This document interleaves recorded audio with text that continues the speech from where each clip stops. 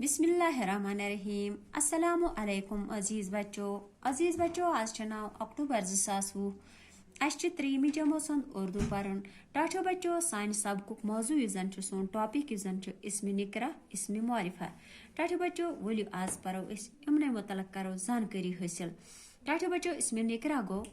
वह इसम है जो किसी आम शख्स जगह या चीज़ के नाम को जाहिर करे। टाठो बच्चों इसम निकरा गो सो नाव युस कंस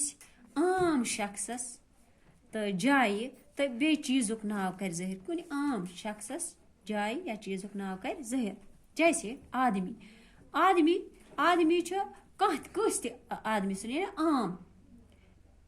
आम इंसान सुन नाव यह अत मज गाँवस मज यह कह जाय हर टाठो बच्चों आदमी मज यी कह इंसान तमुक मतलब गई आम चीज़ खतर या कुन शख्स सद खतर यह ज़ाहिर अमुक कर मगर यह जन गाँव अगर कुन खास जाय हुंद यह नाव लिखमुत अगर कुन जाय हुंद यह नाव ये लिखमुत तमुक मतलब गया सह गया इसमें मारिफा तेल मगर ये गाँव गाँव हे कह गाँव इथे पे कुर्सी कुर्सी आम चीज़ कलम आम चीज़ वगैरह या बे चीज़ इसमें निकरा गसान आम चीज़न हंद खतर ज़ाहिर या आम शख्स सद खतर या आम जाय हंद खतर। टाठो बच्चों इथे कन इसमें मारिफा नंबर 2 वह इसम है यह सो इसम जो किसी खास शख्स जगह या चीज़ के नाम को जाहिर करे। यह कुछ खास शख्स सुंद जाय हुंद या कुन खास चीज़ुक नाव कर ज़ाहिर। जैसे वो जैसे डॉक्टर सर मोहम्मद इकबाल यह खास यह बोड़ बार शायर तमुक मतलब गई खास नफर। सर सैयद अहमद खान यह बोड़ बार शायर तो यह अम सुंद नाव तह खासन मज लिहाज लिख तवे अम सुंद नाव क्या लिखन अत अब्दुल करीम क्या लिखन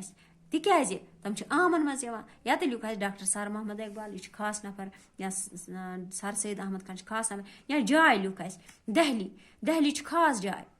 या तो क्या लिखन कुन आम जाय हूँ इस जाय मगर दहली या श्रीनगर मेन जाय तथ खास अहमियत इथे कन चीज़ जाय लिस्ट उर्दू किताब उर्दू किताब तिकाज उर्दू किताब कर ये मूजूब मेंशन तिकाज यह इसमें मारिफास मज तिकाज अत कोर उर्दू किताब या इस्तेमाल।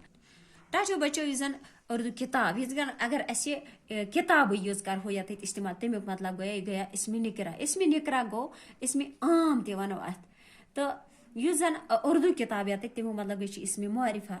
यानी यह खास किताब ये आम मेंशन कर।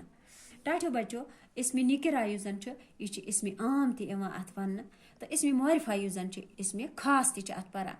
तो टाठो बच्चों आज सान सबक कोर कंप्लीट पन सबक इजाज़त पगह समखो बे नईस वीडियोस मज इजाज़त अल्लाह हाफिज़।